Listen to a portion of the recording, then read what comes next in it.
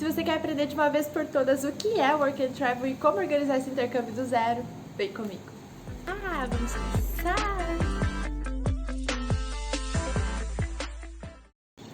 Tá, mas o que é o Work and Travel? Work and Travel é uma modalidade de intercâmbio onde você vai nas suas férias de verão aqui do Brasil, lá para os Estados Unidos trabalhar no inverno deles, numa estação de esqui, no restaurante, enfim.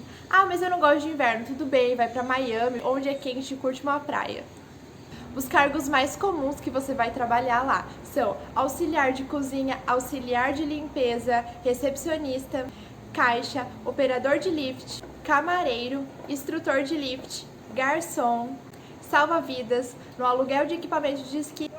Enfim, são diversos os cargos que você pode ocupar. Os requisitos são ter entre 18 e 28 anos, possuir inglês intermediário, disponibilidade de ficar fora de 3 a 4 meses, flexibilidade para trabalhos operacionais, então já vai com uma mente aberta, que serão trabalhos não especializados e muitas vezes até exigindo um pouco do braçal.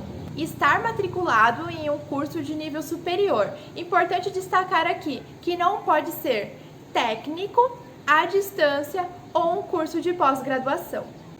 Agora vem comigo porque a gente vai organizar esse intercâmbio do zero, nos passos bem gerais para você entender como funciona. Primeiro passo, você vai ter que ir atrás de uma agência que faça a modalidade de intercâmbio que você quer. Nesse caso, Work and Travel. Eu vou deixar aqui as 4 agências que eu conheço que fazem essa modalidade de intercâmbio, mas cabe a você procurar se existe mais, porque com certeza deve existir outras opções também. No fim das contas, as agências oferecem praticamente o mesmo pacote, com as mesmas condições e no mesmo preço. Então, escolher qual agência você vai pegar vai ser questão meio de feeling. E já vai se acostumando que se você for de uma cidade menor, provavelmente não vai ter a agência na sua cidade. Mas não tem problema, eu resolvi meu intercâmbio inteiro com uma agência do Espírito Santo e foi tranquilo. Segundo passo, você vai precisar dar uma estudadinha para a prova da agência. Sim, a agência ela quer testar se você tem pelo menos o mínimo de inglês para estar participando da vaga. Mas fique tranquilo que você vai ter 3 chances se caso você não passar de primeira, que foi o que aconteceu comigo. Então não se desesperem, tem várias agências. Se você precisar de 3 chances e não conseguir passar, vai para a próxima agência, ué. Mas já te adianto que a prova é super tranquila. Ou ela vai ser escrita ou ela vai ser oral. Pra mim foi oral e ela pode ser tanto por Skype como por telefone. Pra mim foi por telefone, assim, e foi uma surpresa, porque o cara já chegou mandando um hi, how are you? E eu fiquei, em choque. Então eu não passei de primeira, porque eu também tava muito, mas muito nervosa, por questão de ser por telefone e por questão de eu não sabia como ia ser, então eu tava super nervosa e eu precisei fazer a segunda entrevista, mas foi de boas e eu passei. Passo 3. Passado nessa entrevista da agência, você fecha o pacote com eles. E aí eles vão te mandar uma lista de quais são as opções de empregadores e quais são as opções de cargo de cada empregador. Mas fique calma, porque essa lista, ela nem sempre vai sair logo em seguida que você fechar com a agência. Ainda mais se você fechar muito cedo, no início do ano. Ela vai sair lá por meados de final de maio e início de junho. Então, tenha paciência. Escolher o seu empregador, eles vão marcar com você a entrevista com o empregador. Então, gente, é uma entrevista que você de fato precisa se preparar. Mas não se preocupe, não tem como fugir de perguntas do tipo: quais são os seus hobbies? Por que você escolheu trabalhar aqui? O que você gosta de fazer? E enfim. Então tem sim umas perguntas que você pode estudar para ir preparado para essa prova. A gente para tudo e vai deixando o seu like. Já deixou seu like? Agora que você já tá tudo certo com a agência, com o seu empregador, é hora de tirar o seu visto. Mas eu já quero deixar você bem a par que você vai fazer entrevista no consulado muito em cima da hora. Então, por exemplo, eu fiz minha entrevista com o empregador no final de junho. Eu fiz minha entrevista no consulado início de novembro. Foi assim, desesperador. Mas calma, vai dar tudo certo. E eu te entendo, porque também falavam pra mim que eu podia ficar calma, que tudo ia dar certo. Mas a gente nessa situação só quer saber de tirar o visto logo, a gente quer comprar passagem e tudo mais, mas calma. Passo 6. Você tirou o visto, tá tudo certo, é hora de comprar suas passagens.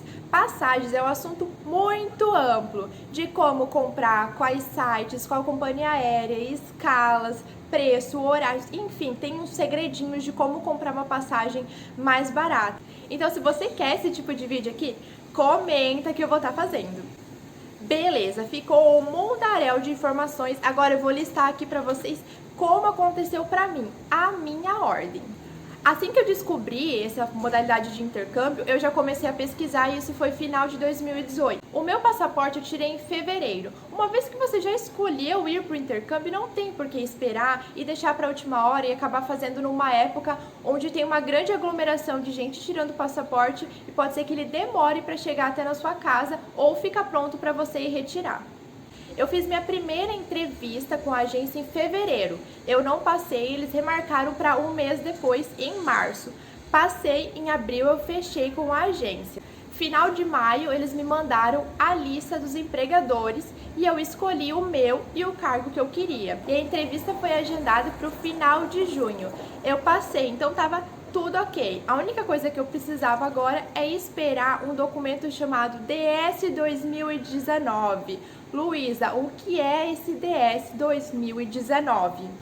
Esse documento nada mais é que sua autorização de ir para o país trabalhar. Então é ele que você vai precisar apresentar no consulado, por isso que você precisa esperar ele chegar. E como ele vem lá dos Estados Unidos assinado, ele demora um pouco.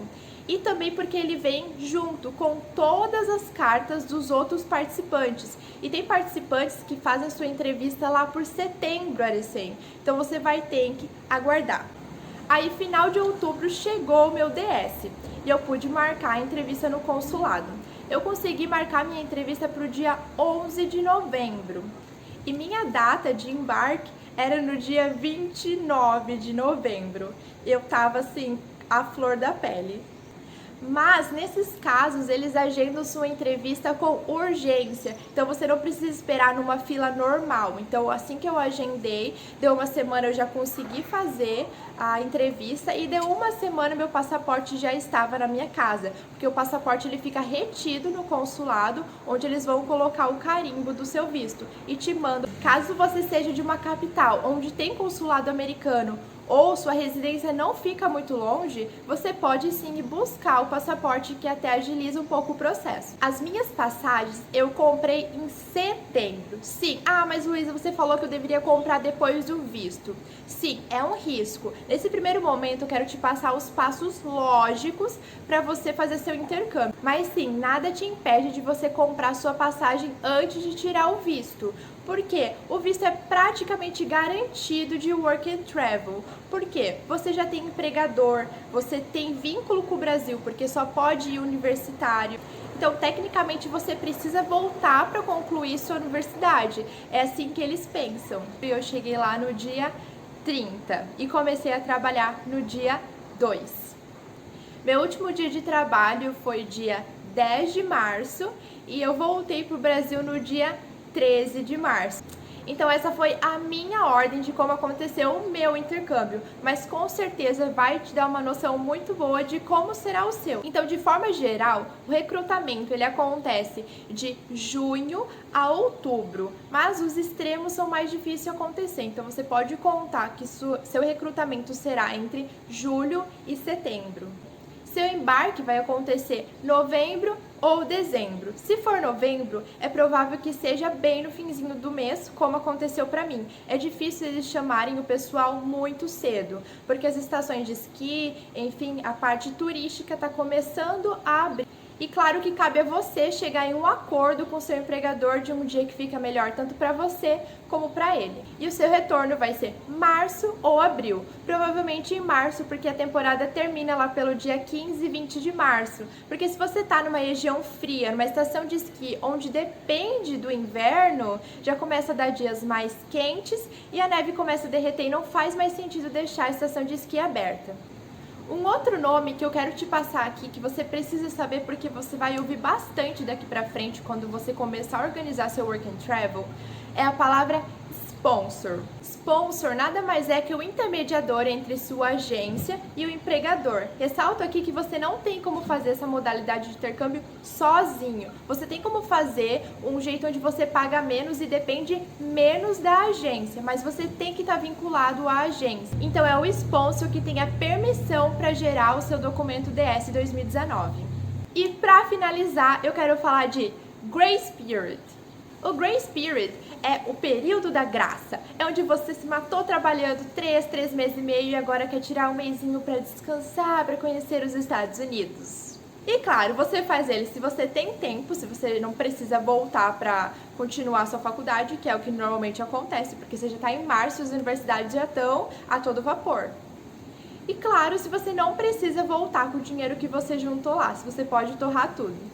Então, caso você possa fazer, aproveite ali que você vai ter um mês a mais de extensão do seu visto para viajar depois que seu período de trabalho acabar.